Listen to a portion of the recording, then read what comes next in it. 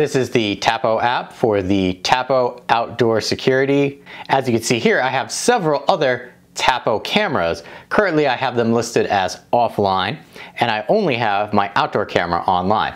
The one thing about this page in particular that I kind of dislike is the fact that all of these just come in as Tapo camera. Nowhere in the actual setup process do they allow you to change the name. You have to go into the application and change the name after the fact. I understand that that is a small gripe, but one that I want you to be aware of while we look at this application. Up here, you can see I have a little envelope. It's letting me know, here's all the things that have happened. Motion detection, person detection. Selecting the notification will allow you to take a screenshot, turn on and off the volume, but also, more importantly, download, which will add it to your memories. So if Tapo automatically detects somebody and sends you a notification about it, you can download it rather than having to do the other steps that we'll talk about later. Next to that is how we can add other devices to this account.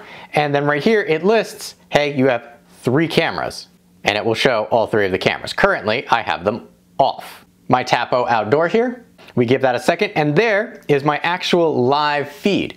Now, coming down to our menu right here, you've got this grid one. So if you have multiple Tapo cameras, you can select that, and if the cameras are on, they will show up in this grid and all show as live feeds. You can also, right from here, select and add other cameras as long as they're online. I'm gonna go back to our singular view right here, because you'll notice at the bottom, we also have 1 of 32. So if you wanna have 32 different cameras and just swipe through them all, you can add them here and be able to do that.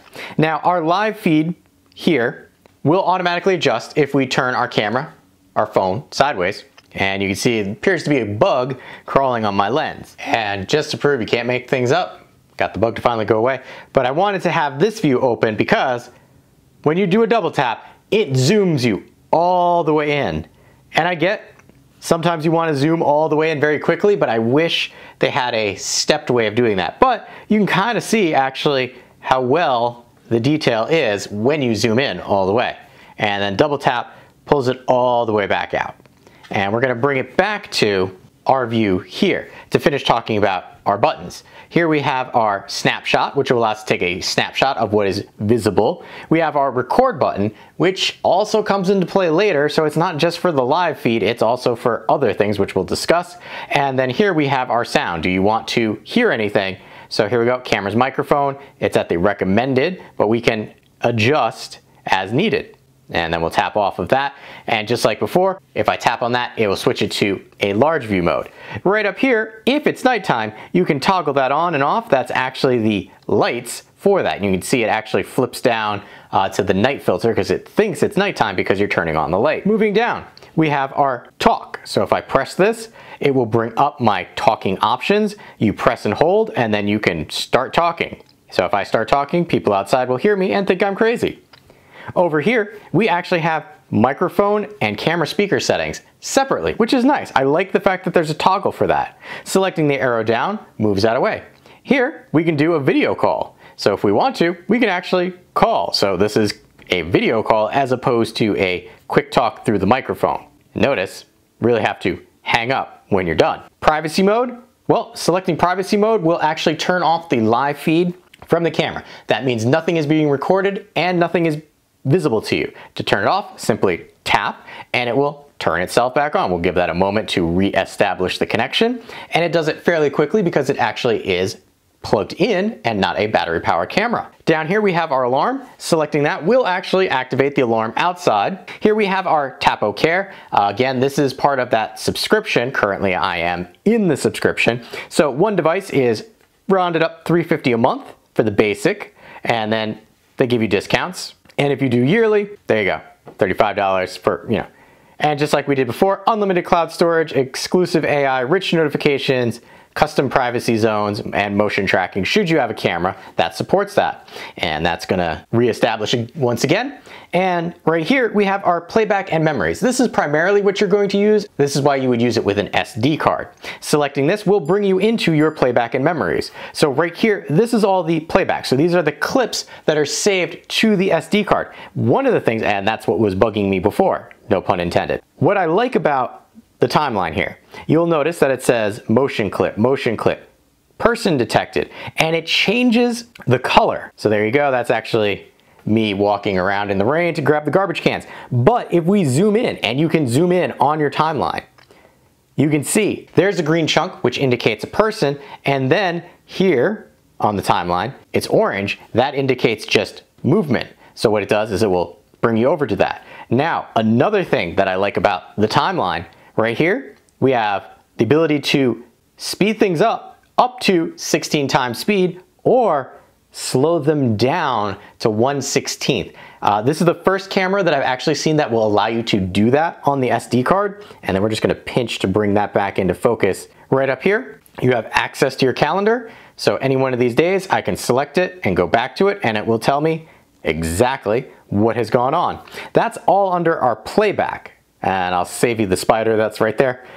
If we come to our memory, these are things that I have opted to keep. A memory can be recorded either from the live feed using the record function there, or from any one of our playbacks right here. This is the thing that I wish they did better. I have to select record on a particular object to get it into my memories so that I can download it to my phone. It just seems like it's an extra step for something that should be a little simpler. One downfall with that particular layout. Coming down here, this is our cloud video storage. So if you opted to pay for or are testing the 30-day free trial, your cloud videos will go here. Selecting more, again, we'll see dates. You can see I haven't been doing the cloud storage on this device for all that long, but you can see it's indicating, hey, here's all the triggers that it has. The one thing you will notice that it's not doing is letting me know if it's a person. It's just saying, I recorded something. You should go check that out. So this could use a little work. I understand that it's mainly just for cloud storage of your video clips. So whether it's motion or a person setting it off, it's saving it to the cloud. I guess that's good, but I kind of like the SD card a little better. And then down here you have access to your Tapo Care. Now that's all the stuff that we can do with the camera itself. However, coming up here to the right hand corner, there is a sprocket icon. Selecting the sprocket icon will bring us into the options for the particular camera. Right up here, this is where you will need to go and rename your camera if you want to be able to tell them apart from any other Tapo camera that you have. Right here we have our icon and location. So you can actually select from a pretty decent amount of stuff to indicate what this is. Now you have your time zone right there. Tapo Care, again, like I said, that is our free trial. Invert image, if you happen to have the camera upside down, it will rotate the image so it looks right side up. You have your status light indicator on and off. And here we have our privacy zone. So if I select privacy zones, I can actually designate maybe don't go here.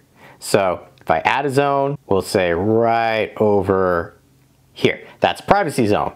And the custom zone cannot be viewed or monitored. So if you're worried about a particular area is coming and going and you don't want it to be notified or captured, that's how you would do that. I'm going to turn off privacy zones, and I'm going to state, do keep in mind that some of the things that I am showing you do require the subscription in order to use. Now we have night mode settings. You have several different options. You have infrared mode only, meaning it will go, as you might expect, a black and white picture using infrared. You have your full color mode, which is, well, hey, it will always use the lights and color night vision. And then you have your smart, which is it normally will run the infrared and then switch over to the color mode if it detects motion of a substantial nature. Here we have our light brightness. I have them up to max because I want to blind and use them as a floodlight. Coming down, we have our detection and alerts. Detection only, so here we have motion is turned on. And then for each of these, you can toggle it on and off and then select your sensitivity. And then right here, I have a particular active zone for my motion. We have our AI detection. It's on, and it's on person detection, so it will look for people. Line cross detection, I had on but turned off. It's interesting because let's say right here, that's actually where I had it set up. If somebody passed that, I wanted it to notify me. The problem was headlights would flash through there and it would notify me. So it's a little too sensitive, but that's kind of a cool feature that you can set up if you want, hey, don't pay attention to this area, but also if somebody crosses this, let me know. The beauty of this one also is that you can schedule it. So here you can see on all the time, or we can say coming up to edit, turn that off. and you could set up the white spots won't. So you can go through there and set something up if you wanted to. I'm going to turn that back off so I don't forget. Area intrusion detection. Again, this was another one I tested but turned off. Here you can see I had an active zone set up. This is an area that will notify you if a person enters the area. So it's different than just generally looking for person detection or looking for motion or a no-go zone. There's a lot of customization here, which I really appreciate. You can get into the nit and gritty of what this is actually going to tell you based on what it's seeing. And I have a very small area that I'm monitoring, but if you have a larger area, there's lots that you can do here. Camera tampering, this is okay. Really, I get alerts if a bug flies by or if it gets wet. I thought it would be if somebody shook it. So this is something that's okay, and I probably would not use it, but it's nice that it's there. Activity notifications, coming in here, we have activity notifications, rich notification turned on. Remember, this one you do have to pay for. Send me a notification always or a custom time. So you can set every day. You can set yourself a schedule if you wanted to. I have it to always because I want to always know what's going on. And then camera alarm off. I have it off. We can select it on, which will, if it detects motion, what will it do?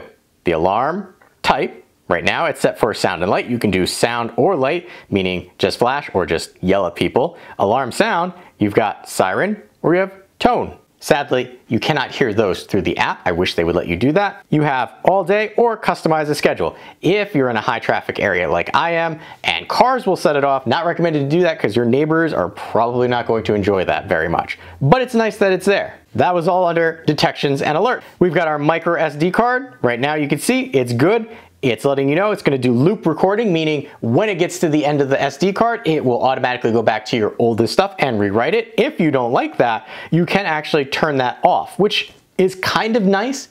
This is one of the first cameras that I've seen that will allow you to turn that option off if you just want to swap out the SD cards on your own. Here we've got micro SD card recording, so you can turn that off and not have it go to the SD card at all and only send you a notification or send it to the cloud. Your choice. Recording schedule, well, I have it all the time, but just like we could before, we can edit and we can select. Continuous recording, continuous recording, continuous recording.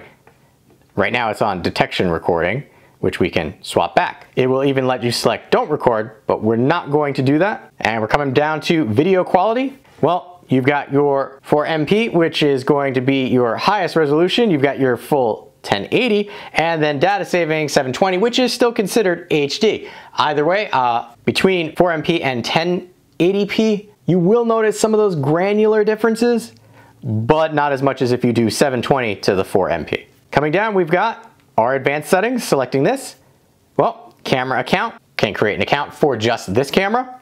Record audio on or off. On-screen display settings, which will allow us to display timestamp. You can adjust the timestamp. Display text, and then text to be displayed, you can change that. So if you want to say garden camera, you could. And then logo display is the Tapo logo display. Privacy mode, on or off. This is another area that you can access it to. Power line frequency. So if you have this actually plugged in, you can select power line frequency, whether that's auto, 5 Hertz, or 60 Hertz. If you don't know what that is, don't mess with it. Diagnostics, on or off. Do you want to enable TP-Link to receive diagnostic information from your camera? Share device. Selecting this will allow you to share your device. You have to select share and invite a person with limited permissions. They will need their own Casa Tapo app account in order to share the information. And then last but not least, you have reboot camera and remove camera. And we're going to come back all the way to the front of our Tapo app because that was all the stuff we could do for the outdoor camera. But I want to show you this section right down here very quickly, which is we're currently on our home. We have our smart actions, which will allow us to set up things that it will do when we leave, when we arrive, go to bed, turn off based on sunset. Any one of these will allow you to do things. Here we can see smart plug, smart bulb, smart light strip, camera. So you can enable privacy automatically when you leave your house if you wanted to use those. Shortcuts, well, I don't have any shortcuts set up, but we could, if we wanted to, add a shortcut, enable or disable. I'm not going to walk through that, just know shortcuts are there. And automations, also based on if I select this, then this thing happens. Last at the bottom here is your account, and we're going to just get the name out of the way.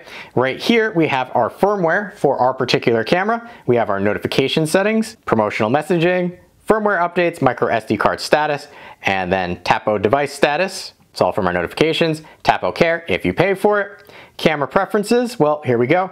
Live tag, and this I like, the fact that there's a picture there. If I select live tag, notice now it says live in the corner. Speed tag, well, now it says the kbps, and I can do both.